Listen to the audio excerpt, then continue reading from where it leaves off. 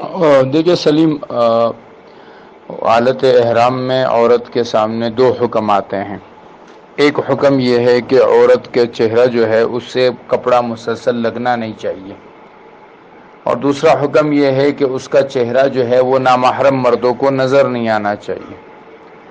تو اب اس کو کوئی ایسی صورت اختیار کرنی چاہیے کہ دونوں حکموں پر عمل ہو، کپڑا بھی چہرے پہ نہ لگے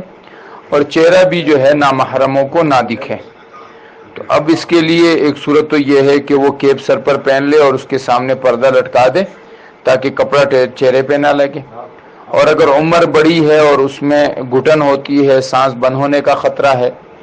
تکلیف ہونے کا خطرہ ہے، تو پھر اس صورت میں یہ کرے کہ کوئی گتا، کوئی پنکھا وغیرہ ایسا کر رکھ لیں کہ جب